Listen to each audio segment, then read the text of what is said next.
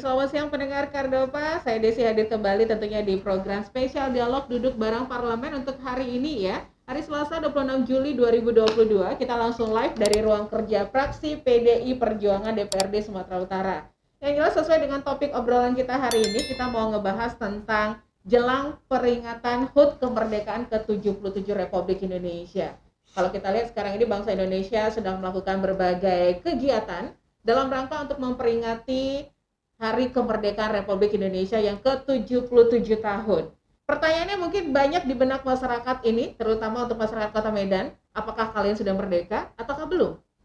Kemerdekaan sudah 77 tahun, tapi masih banyak yang belum merdeka. Ini mau kita bahas. Bersama ada Bapak Dr. Sutarto MSI. Ini selaku penasehat fraksi yang juga sebagai sekretaris DPD PDIP Sumatera Utara. Selamat siang, Pak. Selamat siang, Assalamualaikum warahmatullahi wabarakatuh. Merdeka. Merdeka. Sudah 77 tahun. Tahun ini kita memasuki 77 tahun kemerdekaan Republik Indonesia. Ya. Bagaimana pandangan dan komentar Bapak ini? Pertama, selaku masyarakat Indonesia. Ya, pertama kita harus bersyukur kepada Allah Subhanahu wa taala ya. Bahwa kita sudah diberi kemerdekaan sejak 45 sampai hari ini 77 tahun ya. Ya, 70 tahun. Dan tahun 2022 ini kita dihadapkan pada saat mau kemerdekaan nanti Agustus, kita masuk tahun ketiga pandemi COVID-19. Nah, ini tentu kan tantangan tersendiri bagi bangsa Indonesia, tapi juga tantangan bagi dunia, tidak aja Indonesia. Nah, sehingga di kemerdekaan yang ke-77 ini kita patut bersyukur, kita diberi kesehatan, kita tetap secara ekonomi juga masih terus menggeliat. Bahkan kalau kita melihat hasil indeks kemarin yang dilansir oleh dunia, resesi Indonesia itu pada posisi risikonya 3% dibanding negara-negara besar dunia. Nah, ini artinya apa? Harus kita syukurin. Ya, kita bersyukur ya, dari sekian ribu pulau, sekian ribu etnis, kebinekaan yang luar biasa, kemudian kita bersatu dalam negara kesatuan Republik Indonesia di bawah ideologi Pancasila di Undang-Undang 45, dan kita tetap mempertahankan itu. Nah, sehingga ini harus kita syukuri di kemerdekaan yang ke-77 ini. Nah, itu Mbak Desi ya. Pak, ya. Nah, dan saya yakin bahwa founding father ya pasti juga akan merasakan bagaimana bangsa Indonesia yang sampai hari ini, dan insya Allah seterusnya kita akan tetap eksis. Mbak Desi ya. Ini Mbak Desi Ranasari nih ya. Boleh Pak, terserah. Enaknya Bapak aja, Desi Ranasari juga nggak apa-apa Pak. Aman. Jangan lupa juga mendengar Kardopa Talkshow kita spesial duduk bareng parlemen ini bisa Anda saksikan langsung di live Facebook kita di Kardopa 994 FM atau juga live streaming kita di www.kardopafm.co.id. Ngomong-ngomong tentang kemerdekaan Republik Indonesia, sudah 77 tahun. Sejauh ini bagaimana Bapak lah sebagai salah satu dari fraksi PDIP memaknainya kemerdekaan itu seperti apa? Kalau menurut Bapak arti merdeka itu apa gitu Pak? Merdeka dari apa? Ya, kalau kita flashback ya, historical sejarahnya, dulu kan para founding father, para pejuang kemerdekaan memerdekakan bangsa Indonesia ini kan dari penjajahan. Ya, dari penjajahan secara fisik dan secara dengan peperangan ya, sehingga kita bisa memenangkan mengusir penjajahan ya, ke Belanda itu kan fisik ya, Jepang dan sebagainya. Nah, tinggal kita generasi yang selanjutnya tentu tinggal mengisi kemerdekaan itu. Nah, maka kemerdekaan yang kita maknai ya, kalau sekarang ini jangan juga memaknai kemerdekaan itu dari segala sesuatu yang bebas ya. Kalau dulu kan kita bebas dari penjajahan. Kalau Bung Karno bilang bebas penjajahan, bebas dari imperialisme. Kita mengusir penjajahan dan juga mengusir imperialisme itu. Dan tentu setelah itu kan kita harus menata ekonomi kita. Nah, dan sampai hari ini juga tidak bisa kita maknai bahwa sebuah kebebasan itu semuanya terus seolah-olah bebas semua. Nah, yang kita hadapi sekarang tidak lagi secara fisik, ya, tapi bagaimana mengisi kemerdekaan itu, bagaimana prestasi ya bangsa Indonesia bisa lebih baik secara generasi per generasi, personal per personal lebih baik ya, sehingga kemerdekaan ini bisa dimaknai untuk bisa mensejahterakan masyarakat Indonesia. Oke. Bapak ngerasa nggak sih kalau sekarang ini kan ini zaman reformasi Ya. katanya, tapi di zaman reformasi ini kayaknya terlalu bebas. Ya. Memang kita dikasih kebebasan untuk berpendapat, Ya. tidak seperti zaman yang dulu. Ya, ya. Siapa yang berpendapat hilang lah besok. Ya.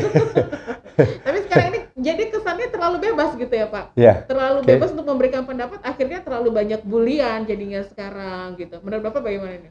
Ya, begini Mbak Desi ya. 32 tahun kita berada dalam kekuasaan ya katakanlah tadi yang totaliter ya, sehingga kebebasan dalam arti kebebasan berpendapat dan menyampaikan pendapat aspirasi terbatas. Nah setelah 99 kita 98 99 kita reformasi, maka reformasi itu dimaknai memberi harapan kepada perubahan, memberi harapan kepada semua. Yang mungkin saja dulu petani tidak pernah berharap bisa jadi tentara, bisa jadi polisi, ya toh? Bisa jadi pejabat, bisa jadi bupati, bisa jadi DPR. Bener. Kan nggak pernah punya harapan itu. Ya. Tapi setelah reformasi, seorang Soeharto, nah contoh gitu aja, ya, anak bener. petani dari desa, ya toh? Bisa duduk sekarang di sini. Kita berada di Sumatera Utara, bisa ya mengisi dan ikut menikmati sebuah reformasi itu. Nah artinya apa? Semua warga negara Indonesia setelah reformasi punya harapan yang sama, tanpa ada stratifikasi. Nah, ini yang saya kira harus kita maknai. Nah, tinggal sekarang kita harus melihat memang kalau sekarang ya Mbak Desi seolah semua bebas. Nah, ini kan akibat sebagai kemajuan teknologi informasi yang luar biasa.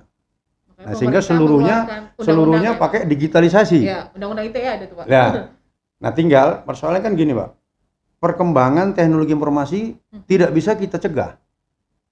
Ya, nggak mungkin kita tiba-tiba menyatakan ini jangan boleh masuk WhatsApp, tidak boleh masuk Facebook segala macam. Ini kan sebuah hasil sebuah kemajuan teknologi komunikasi informasi. Nah, tinggal sekarang bagaimana pemerintah, bagaimana regulasinya bisa kita menggunakan kemajuan itu dengan tertib, ya, dengan tertib. Ya ini akan sangat tergantung juga regulasi dan law enforcement-nya. Ya, ini kan sehingga penggunaan kemajuan teknologi yang luar biasa ini justru bisa harus digunakan untuk punya added value, punya nilai lebih yang positif.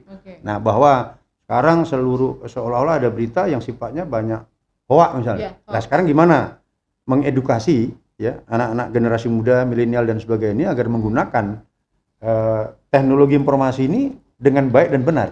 Nah, kan sangat tergantung regulasi dan law enforcement-nya kan itu. Berarti kemerdekaan di tahun sekarang ini emang lebih meluas sih Pak ya. Kayaknya banyak masyarakat yang sudah bisa merasakan kemerdekaan itu sendiri, arti kemerdekaan buat mereka seperti bebas berpendapat.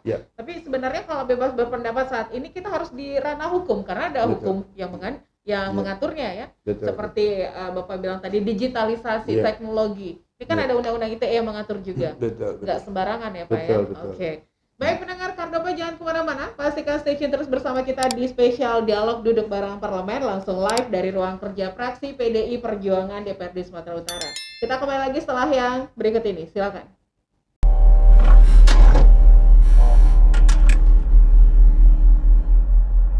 Baik pendengar Kardopa, kita lanjut lagi spesial dialog duduk bareng parlemen langsung live dari ruang kerja fraksi PDI Perjuangan DPRD Sumatera Utara ya. Masih bersama Pak Soeharto. Masih berbicara tentang jelang peringatan HUT kemerdekaan ke-77 Republik Indonesia. Udah 77 tahun ya.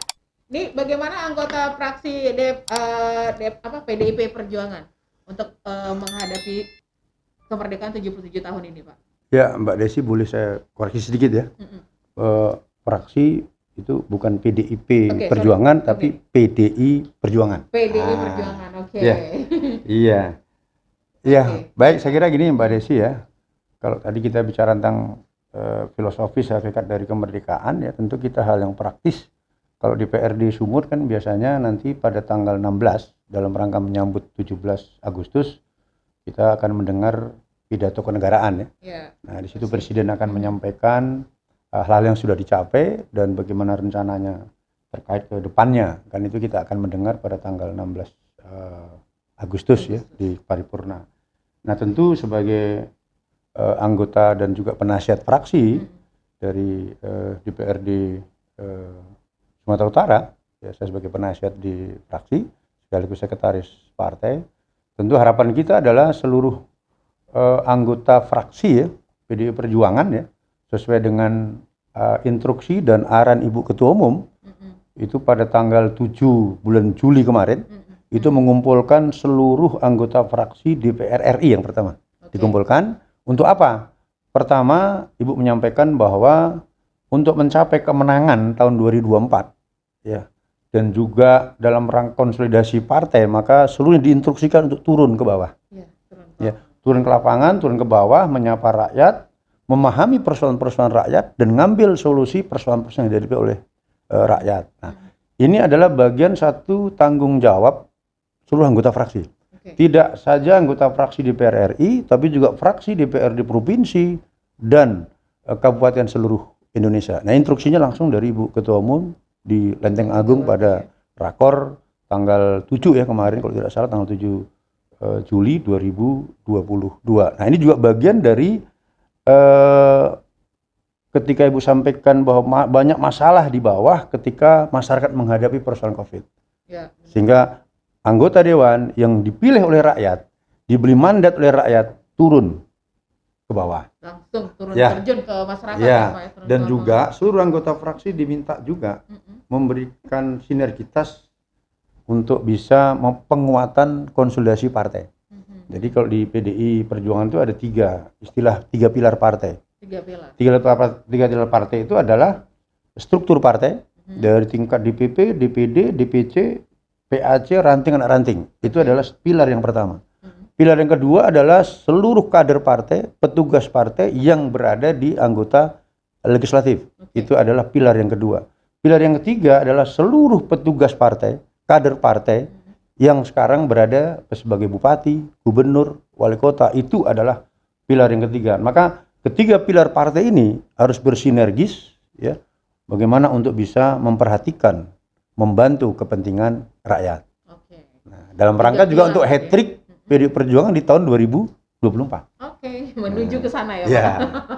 Gitu. Baiklah, tapi kalau kita ngomongin tentang kondisi kemerdekaan Republik Indonesia, ini kan Bapak bilang tadi kita udah memasuki tahun ketiga masa pandemi COVID-19 ya Pak ya.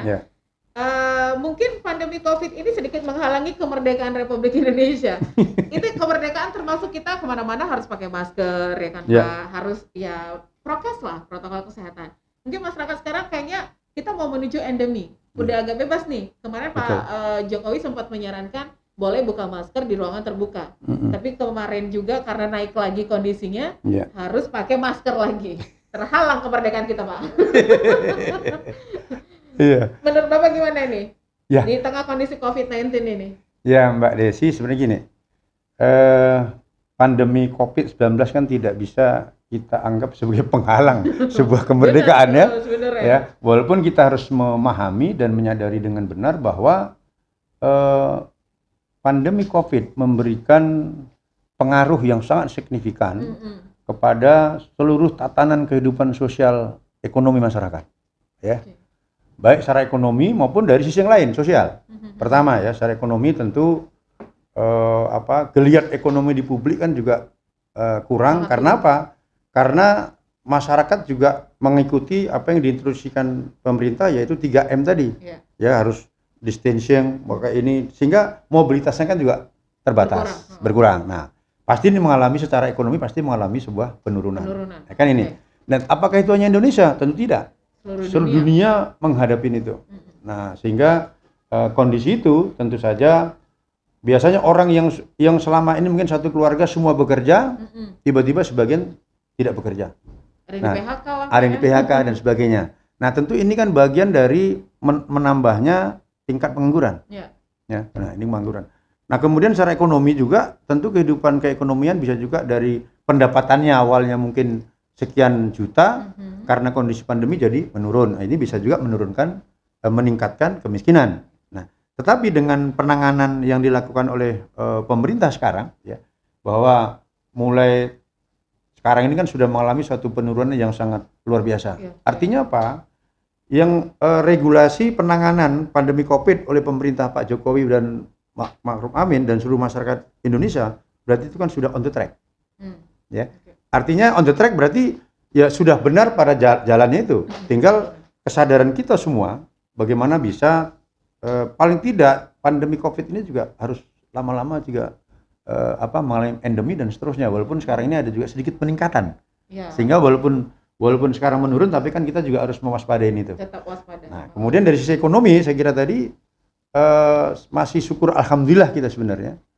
Kalau kita tadi di awal saya sampaikan bahwa sekarang dilansir oleh Bank Dunia ya, kalau nggak salah saya kemarin, atau nanti saya boleh dikoreksi nanti.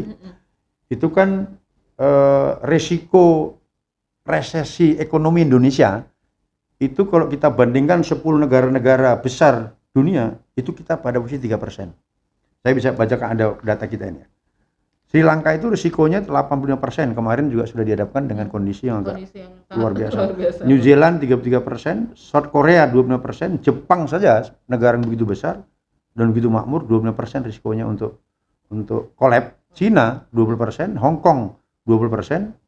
Nah, sampai ke bawah Malaysia 13%, Vietnam 10%, Thailand 10%, Filipina 8%, Indonesia itu 3%. India justru 0%. Nah, itu artinya apa? Itu artinya di masa pandemi ternyata ketahanan ekonomi kita cukup kuat, ya, cukup kuat untuk itu. Nah, kenapa kuat ini? Ya, ini pasti kita melihat bahwa banyak UMKM yang terus menggeliat, home industry yang terus bergerak. Nah, ini kan fundamental ekonomi kita yang cukup kuat, dan ini juga harus mendapat support regulasi yang lebih berkembang ke depan, saya kira itu. Itu masih syukur alhamdulillah lah Pak ya. Masih, saya kira kita syukurin itu Mbak Desi, kita syukurin. Kita juga harus menghargai perjuangan pemerintah kita ini untuk memperjuangkan ini. Ya, karena menangani pandemi Covid ini kan tidak semata-mata tanggung jawab pemerintah. Tanggung jawab tokoh agama, tokoh politisi, partai politik, organisasi, OKP, ya kan, TNI, Polri, seluruh elemen masyarakat bertanggung jawab. Ya, diharapkan kerjasama masyarakat juga yang harus mematuhi prokes tadi ya. Betul. Tapi kalau kita ngomongin tentang kemerdekaan Republik Indonesia, 77 tahun Indonesia merdeka, apakah ini sudah dinikmati oleh seluruh rakyat Indonesia? Pertanyaannya, menurut Bapak khususnya Wong Cilik, banyak yang belum merasakan kemerdekaan. Kemarin kesusahan minyak goreng, mau masak nggak merdeka, nggak punya minyak, cuma mau masak nih Pak. Ya, kalau kita maknai kemerdekaan apakah sudah dinikmati oleh bangsa Indonesia? Bangsa Indonesia, saya kira semua kita sudah menikmati itu. Hanya mungkin cara-caranya yang mungkin berbeda. Atau cara mengartikan kemerdekaan itu beda-beda. Ya kan? Nah, tapi yang jelas kita kan sudah dihadapkan dengan kemerdekaan itu. Nah, kalau bicara tadi orang di bawah kok masalah minyak segala macam.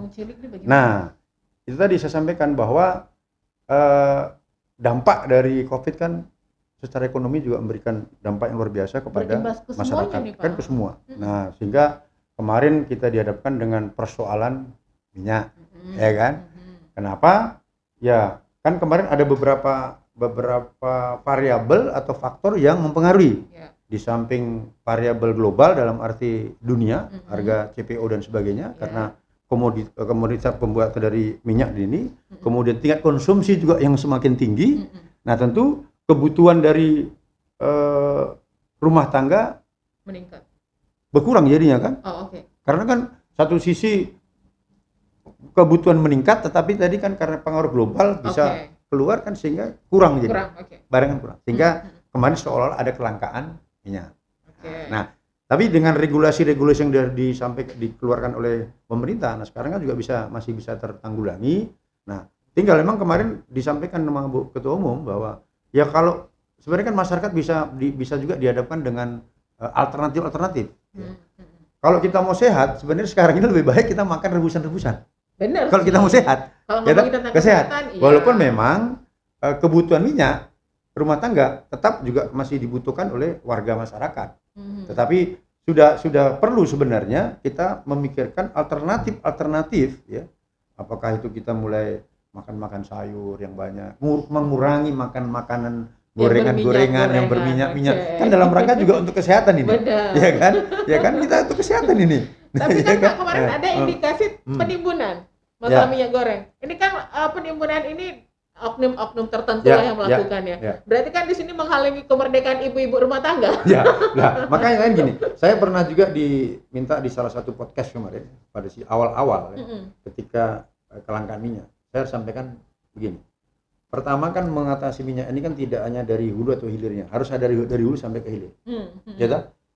Nah, di satu sisi juga harus dilakukan penguatan law enforcement karena bukan tidak mungkin terjadi tadi apa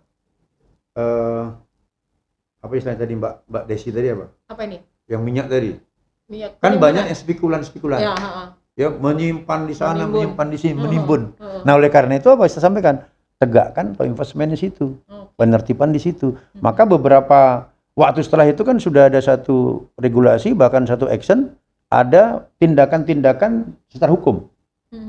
Nah, ini kan tentu shock terapi yang dilakukan ya oleh pemerintah dalam rangka juga untuk memenuhi kebutuhan minyak tadi. Sehingga penimbun-penimbun, spekulan-spekulan itu ya harus ditindak secara hukum. Sudah ada kemarin. Nah, saya kira itu. Tapi langkah kedepannya dari fraksi PDI Perjuangan untuk memerdekakan wong cilik ini apa nih Pak ke depan? Ya, kalau bagi masyarakat di bawah itu kan gini, hari ini dia bisa makan, gitu. Nah, kemudian besok juga bisa makan, anaknya bisa sekolah, gitu. Kemudian kondisinya keluarga itu juga sehat-sehat. Nah, kan sederhana sebenarnya, gitu. Sangat sederhana. Sederhana itu. Nah, ini kan harus kita syukuri juga bahwa sekarang ini kan sudah sangat menggeliat ya adanya gerakan ekonomi kreatif. Ya. Kan sekarang anak-anak muda sudah yang awalnya pun dia tidak tahu berbisnis, sekarang bisnis pakai online dan sebagainya. Ya, benar. Satu. Ya. Yang kedua, ini home industry kan juga semakin naik. UMKM juga semakin naik. Nah, saya kira ini regulasi di sini yang harus didorong sehingga penguatan nanti di sektor ekonomi real masyarakat itu bisa kuat dan bisa dinikmati oleh masyarakat atau wong cilik. Nah, saya kira itu. Karena memang pemerintah kan sekarang lagi menggalakkan, lagi menaikkan UMKM. Ini mungkin salah satu triknya pemerintahan untuk seperti tadi menyebarkan kemerdekaan ke seluruh rakyat Indonesia, termasuk ke bawah, ke wong cilik ya.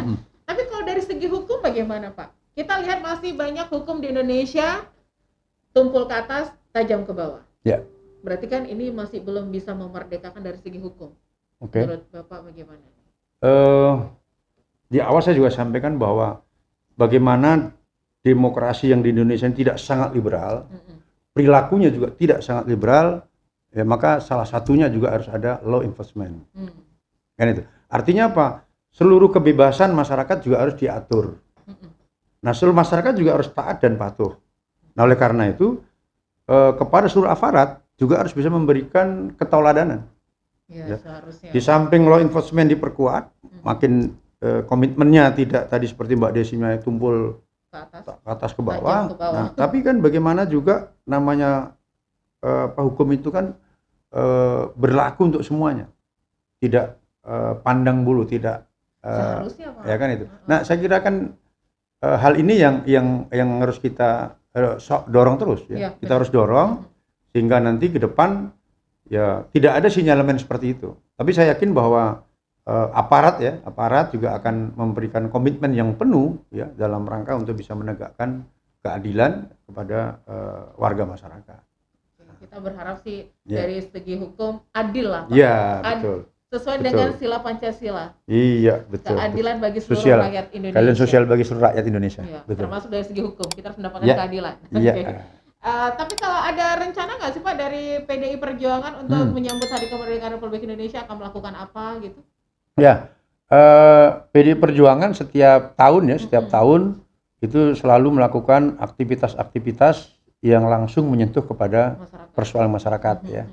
Tidak saja biasanya upacara segala macam itu kan normatif kita ikuti, tetapi seluruh anggota partai, terutama juga anggota legislatif, anggota fraksi, itu kita instruksikan tetap melaksanakan kegiatan yang bisa menyentuh kepada persoalan-persoalan rakyat. Apakah bisa memberikan masa pandemi ini, misalnya contoh kecilnya, bisa memberikan bantuan-bantuan sosial ya ke warga masyarakat yang memang terdampak ya COVID dan sebagainya. Nah, kemudian kegiatan-kegiatan lain yang emang itu bisa dirasakan oleh masyarakat di saat pada kemerdekaan ini. Oke, baiklah. Nanti kita akan lanjut lagi obrolan kita untuk siang hari ini, pendengar Kardapa. Kita salut juga dengan PDI Perjuangan banyak akan melakukan kegiatan menjelang kemerdekaan Republik Indonesia untuk 77 tahun ya. Oke, nanti kita kembali lagi untuk bahasan kita. Jangan kemana-mana, pastikan station di 99,4 FM atau juga live streaming kita di www.kardopafm.co.id dan live Facebook kita di Kardopa 994 FM. Kita kembali studio.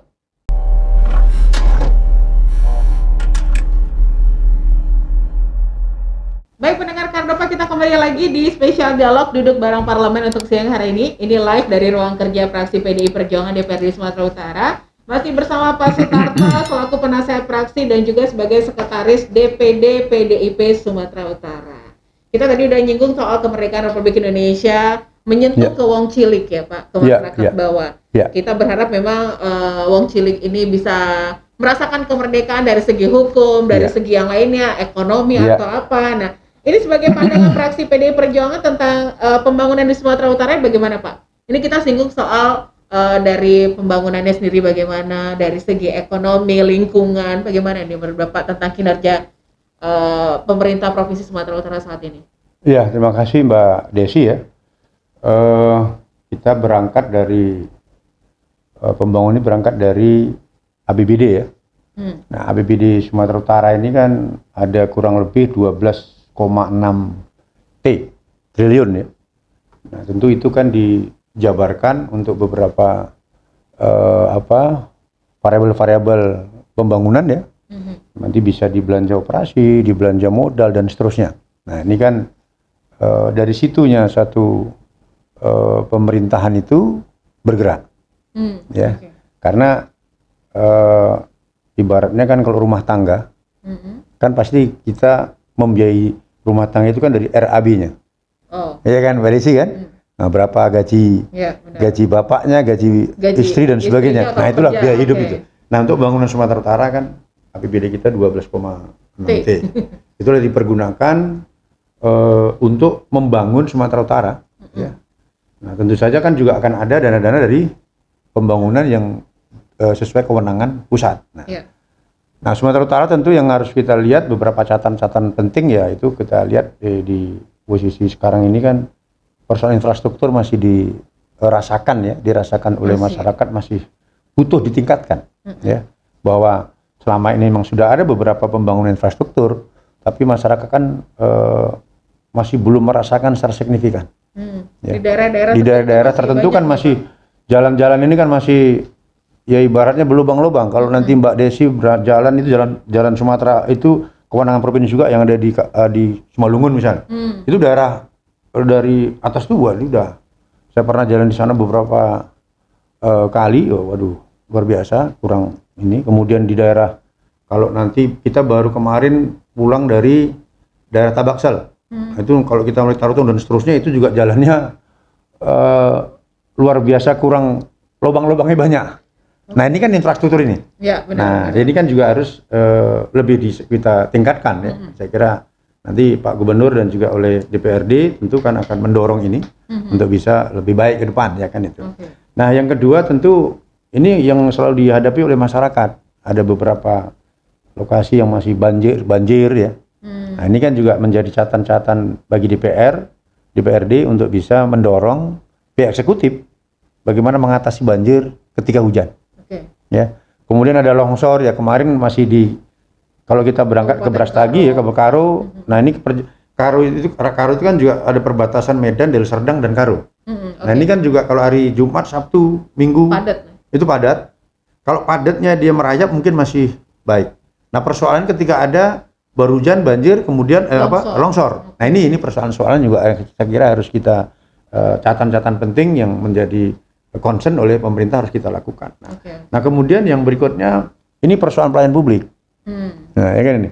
Nah, pelayanan publik ini kan tentu harus birokrasi kan juga yang menjalankan eksekutor untuk melayani publik. Benar. Nah, oleh karena itu kalau kita lihat kemarin kita progres dari Pak Gubernur kan masih ada beberapa pejabat-pejabat OPD yang masih PLT. Nah, tentu ini juga catatan yang juga ke depan ya harus segera diselesaikan supaya pelayanan publik kita juga semakin baik. Ya, nah ini kekhawatiran kita kan begini masyarakat, ketika seorang pejabat masih PLT, tentu kewenangannya kan terbatas. Ya, nah ini saya kira dari sisi birokrasi, itu makanya saya kira sisi birokrasi ini juga harus ke depan kita akan mendorong supaya ini segera didefinitifkan. Ini catatan penting kita yang harus kita lakukan ya gitu. Nah, yang kemudian ini juga tadi Mbak ngomong masyarakat bawah ya. Katanya cabai ya. Ini masalah ekonomi. Ya, saya kemarin kita baru reses dari tanggal 10 sampai tanggal 19. Ya. Di samping beberapa masalah tadi yang kita hadapi ketika kita bertemu dengan konstituen, dengan warga, karena reses kan kita ketemu dengan konstituen dan kita minta apa aspirasinya. Ya. Nah ternyata memang masalah-masalah yang saya sebutkan tadi, pertama infrastruktur juga masih dikeluhkan, kemudian masalah banjir juga masih dikeluhkan. Dan yang saya kemarin ketemu para petani di daerah Labuan Deli, kemudian di daerah Percut, kemudian di Pagar Merbuk. Di daerah dapil saya adalah di situ. Petani ini masalah pupuk. Nah, petani yang paling utama ini mereka selalu keluhkan masalah pupuk. Masih bermasalah di pupuk. Masih bermasalah kenapa? Harganya mahal. Satu sisi pupuk bersubsidi dikurangi, ya toh? Nah, kemudian harga pupuk juga mahal. Nah, ini yang dikeluhkan oleh para petani, ya petani-petani gapotan yang ada di kami ketemu itu. Tapi saya yakin bahwa tidak saja mungkin dari Serdang, teman-teman DPRD yang lain reses juga mungkin juga akan menerima masukan-masukan dari warga masyarakat sesuai dengan aspirasi daerah masing-masing. Nah, itu persoalan yang dihadapi oleh warga masyarakat, terutama beberapa petani kita. Nah, kalau masalah pupuk harga tinggi, ini kan bisa berimbas kepada harga jual bahan-bahan pokok juga tinggi, Pak, seperti cabai, beras. Ya ini cabai naik turun, Pak, harganya kadang segini, kadang turun lagi, naik lagi. Gitu ya. Naik turun. Jadi gini Mbak Desi, ini dalam tanda kutip loh, ya. Ketika saya ketemu dengan para petani, dia kan di samping petani padi ya, menanam padi, ada juga yang nanam umbi-umbian. Tumbuh-tumbuhan, ada juga nanam cabai. Nah ini, dia justru berharap begini, ini Pak Dewan katanya kan, kami ini baru menikmati harga cabai sebentar saja, masa semuanya pada ngeluh. Nah ini dua hal yang harus kita pahami. Pertama dari sisi petani, mereka merasakan bahwa, kami ini baru menikmati sebentar. Kenapa lah orang-orang kota katanya kan di koran, kok mengeluhkan harga cabai yang tinggi. Datang dia, maunya janganlah begitu kali Pak Dewan. Nah ini kan omongan juga aspirasi dari para petani. Betul kan? Nah oleh karena itu begini, nah ini kan makanya kan pemerintah membuat regulasi ya. Nah ya toh, ada istilahnya kan ada head ya, ada harga terendah dan harga tertinggi. Nah tapi kan semua juga akan sangat tergantung kepada mekanisme pasar. Jadi kalau mak-mak yang di pedagang petani ya, kami sekali-sekali menikmati Pak Dewan katanya kan. Nah ini artinya apa, Bu Desi? Satu sisi memang harga cabai ini juga harus memberikan dampak positif juga kepada para petani. Kan itu, ya kan? Sehingga petani juga harus bisa merasakan bagaimana kehidupannya untuk memperbaiki kehidupan. Nah sisi lain bagi kita yang orang pengguna atau pemanfaat ini Mbak. Pengguna apa sih namanya? Pengkonsumsi ya. Pengkonsumsi cabai ya agak menjerit. Ya mungkin menurunkan levelnya.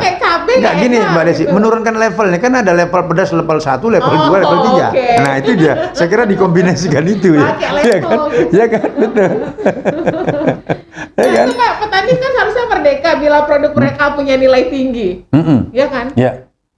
Ya benar. Makanya ini kan juga petani cabai kan juga sebenarnya kan mereka ini kan pedagang-pedagang yang mandiri juga di bawah. Iya. Iya kan? Nah, yang paling utama diatur regulasinya adalah dari petani menjual, ada yang penjual langsung, ada juga yang menjual melalui pabrik kan, yang ditampung. Nah ini saya kira juga harus ada regulasi supaya kenaikan harga cabai ini juga bisa dinikmati secara signifikan oleh petani. Ya, tidak hanya dinikmati oleh pengusaha. Pengusaha saja. Ya kan ini. Benar. Jangan nanti harga cabai yang tinggi Petani nggak dapat apa-apa. Petani nggak dapat, pengusaha yang Semakin diuntungkan, kaya. warga masyarakat yang penikmat cabai Dirugikan. Nah, ini kan saya kira ini alur hulu ke hilir ini harus kita atur. Ada tiga nih. Itu kan betul Mbak Desi kan? Benar sekali. Iya. Seharusnya petani juga menikmati Iya itu dong. gitu. Petani harus menikmati kenaikan harga cabai. Jangan sampai petani Nggak dapat tidak apa-apa. menikmati harga cabai sehingga nanti banyak tengkulak yang menikmati, pedagang-pedagang yang menikmati. Belum lagi harga pupuk tadi tinggi. Ya. Nggak Betul. merdeka nih petani kalau kayak gini ceritanya. Ya, saya yakin sudah merdeka. Enggak, maksudnya kalau Tinggal tadi- menikmati kemerdekaan itu mungkin Oke, yang belum. berbeda. Iya kan? Menikmati kemerdekaan itu belum. Iya. Kadang menikmati, Berbeda. kadang enggak. Menikmati. Oke. Menikmati cuma beda Nah, menikmati. merdeka, Iya. tapi pertanyaannya sudahkah menikmati atau belum gitu ya Pak ya?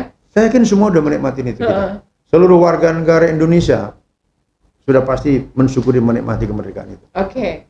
Nih, karena waktu kita juga tidak banyak nih Pak. Mungkin Bapak dari selaku penasehat fraksi yang juga sebagai sekretaris DPD PDP Sumut. Ada masukan, ada kritik untuk pemerintah Sumatera Utara. Ya, Kita belak-belakan aja. Masukannya apa, kritikannya apa Pak? ya. Sebelumnya tadi saya sampaikan Mbak Desi, ketika seluruh anggota DPR itu kan DPRD Sumut sudah melakukan Ke kamera Pak. reses ya, reses dari tanggal 10 ke tanggal 19 tentu banyak masukan, banyak aspirasi dari warga masyarakat yang dikeluhkan warga masyarakat kan itu. Ya, tadi saya sampaikan bahwa persoalan infrastruktur juga harus lebih ditingkatkan ya, saya kira. Yang kemudian pelayanan birokrasi juga harus lebih ditingkatkan sehingga persoalan-persoalan yang terkait dengan OPD dan sebagainya itu bisa segera kita dorong kepada pihak eksekutif untuk bisa mendefinisikan supaya bisa memberikan pelayanan yang lebih baik kepada warga masyarakat. Di samping itu juga persoalan-persoalan banjir ya ketika hujan dan sebagainya, saya kira ini menjadi tanggung jawab kita semua warga masyarakat, di samping juga pemerintah baik kabupaten dan provinsi untuk ikut segera kita bisa menangani itu. Dan juga persoalan-persoalan petani yaitu masalah pupuk, saya kira ini harus segera kita atasi ya, kita atasi sehingga tidak nanti memberikan imbas yang berlebihan terhadap komoditi terutama 9 bahan pokok makanan itu. Oke. Nah, saya kira ini ya beberapa hal yang harus kita sampaikan Sebagai masukan ya sebagai Pak? masukan kepada pemerintah kabupaten kota maupun dari provinsi. Saya kira itu. Oke, ada sedikit kritik nggak Pak? Nggak ada? Ya, tadi saya kira sudah saya sampaikan hal-hal Itu kan yang masukan. bukan. Ini saya kira kan ada yang kurang sehingga harus ditingkatkan. Oke. Ya, baik infrastruktur, pelayanan birokrasi, ya itu juga harus lebih ditingkatkan. Tentu Oke. itu bagian dari otokritik kita dan kritik kita dan otokritik kita bagi Oke. Provinsi Sumatera Utara. Ini juga kalau masalah anggaran Dan juga satu lagi saya kira hal Apa itu, Pak? yang belum harus segera dilakukan penyelesaian secara komprehensif, yaitu masalah persoalan agraria di Sumatera Utara. Oh, oke. Nah, ini saya kira persoalan tanah di Sumatera Utara ini Masih banyak secara mafia nasional tanah, kan Pak. masih banyak bermasalah.